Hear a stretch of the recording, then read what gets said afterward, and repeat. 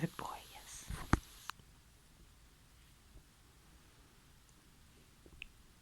Alright, good boy.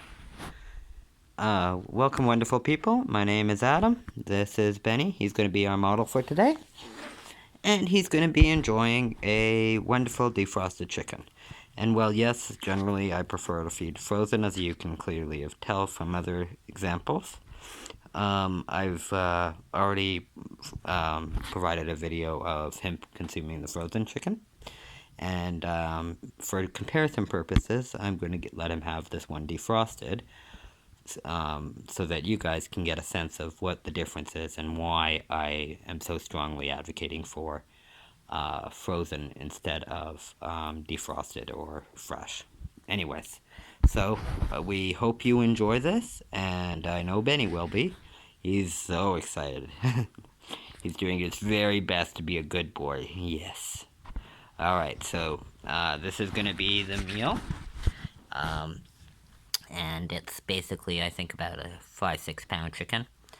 It's about the same size as the last one. Offhand, I don't have the packaging, and so I'm not 100%. It's not more than 7, but it's probably around 5 or 6. I'm not 100% sure. But I know I actually deliberately made sure to get the same size as last time, so that everybody would have a fairly accurate comparison. But I don't remember what that was offhand at this moment. I'll try to include that in the description section. Anyways, manners, Benny. So that's his chicken, and of course this is something that's messy and should be fed on a appropriate surface, like his blanket, a mat, on the ground, outside, etc. It's not really that great. It's not something you want to have on the furniture or on the carpet or something. So, and definitely when you're done, you need to wash the mat and wash your hands and wash the dog's face and paws and stuff. So, it's not so, sorry, it's not so problematic when it's fed frozen, but when it's fed defrosted like this, it's already had opportunities for bacterial growth and microbes to start developing. It almost certainly has some level of contamination. And as long as it's frozen, those don't have a chance to get growing, so it's pretty clean and it's pretty safe. As long as you clean up afterwards, there's not too many issues. When you're talking about something that's been either never frozen and or has been out for any length of time and not in climate controlled at all times, the right temperature sort of thing, then it certainly has bacterial growth. So you want to be aware of that and make sure to wash your hands and wash up after. So it's one of the major reasons that I feed frozen. And you know, even if something like that, for example, where the growth has already begun, if you put it in the freezer for a while, it depends on exactly the animal, like the species of the animal and the size and how long. But it could be anywhere from a couple of weeks to a couple of months, depending on size and a few other factors. But yeah, so if it's been in the freezer long enough, it'll have destroyed or killed whatever infectious microbes have got established. So it's definitely advantageous to have it frozen. In addition, it's much more difficult for them to swallow whole or to swallow after minimal chewing, and it forces them to really chew it much more when it's frozen. It takes significantly longer, so it's much more satisfying. Just all around, I have to say that frozen is infinitely better than the alternatives. But I understand that some people just aren't comfortable with that. Perhaps if you're out in the Arctic with sled dogs, frozen is not necessarily going to be the best choice for them. I don't know. I don't have sled dogs and I don't work sled dogs, so I'm probably not a good choice for making that call. But for pretty much every animal that the vast majority of you are ever going to encounter, Yeah, no. Frozen hands down is better. Obviously, you want to supervise and make sure that they're not doing anything stupid or dangerous. They're not trying to, like, inhale it. They're not freaking out. They're not being possessive. They're not being aggressive. They have access to clean, fresh drinking water at any time. Kind of thing. Like, Benny is pretty good. He has a tendency to chew no matter what he's given, but like he'll even try to chew small pieces of kibble. Like if you give him a single piece of kibble, most dogs will just inhale that. He'll chew it. But even then, he still is going through this very quickly, and will have swallowed it whole, like chewed it up and swallowed it, I should say, within a few minutes of having it. And while that's not necessarily gorging or eating so fast as to make himself violently ill, it is faster than I would like to see him eat his meal. For a number of reasons. One, health and digestion. Two, ensuring that he's chewed his food adequately for safe digestion. Three,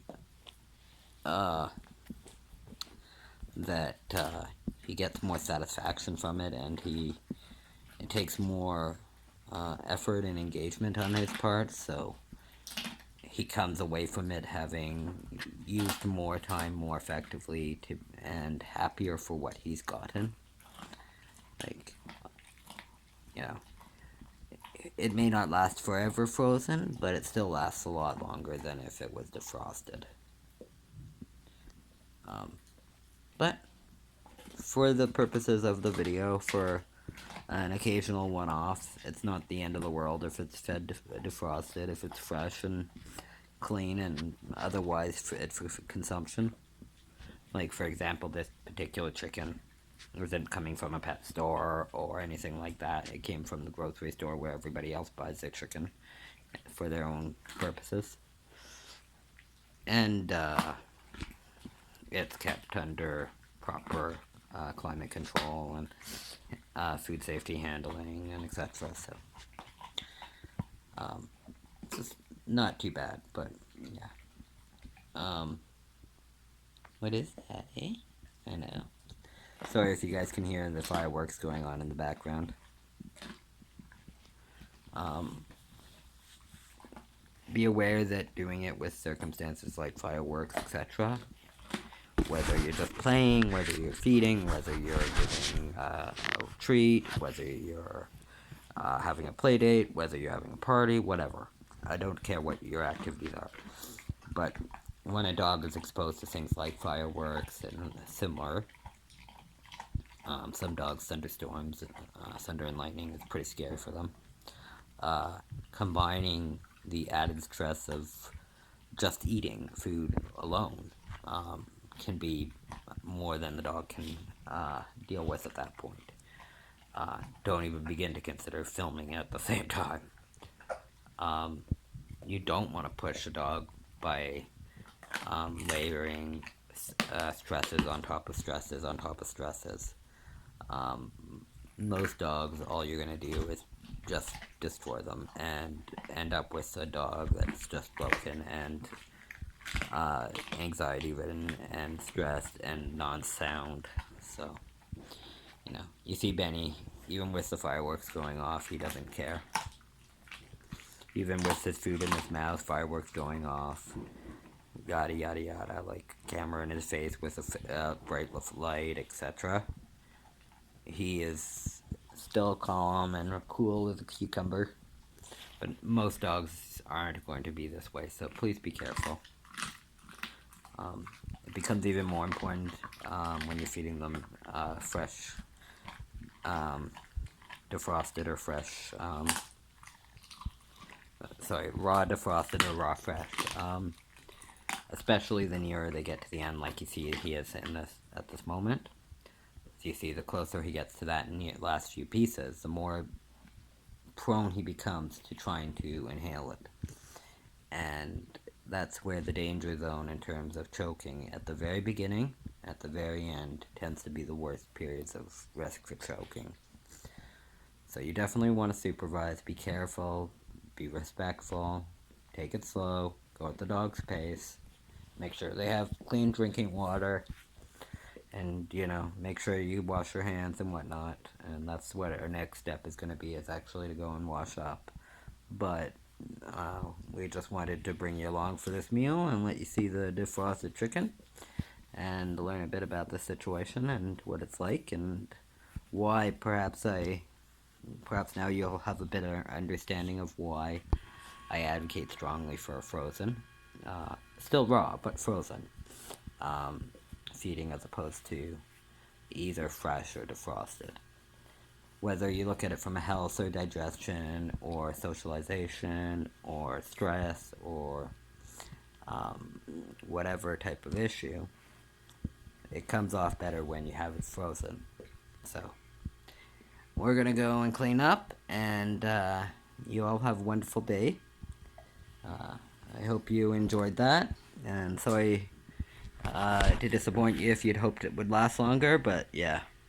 Even like a 5-6, even if it's like at max 7 pounds, which I don't think. I think it's more like 6 pounds. But definitely over 5. Yeah, it is what it is. Anyways, everybody have a wonderful day. Ben, what you doing? You being goof? You know, make sure they have fresh water, you know, whatever they need. Anyways, we'll talk to you later. Bye, Ben.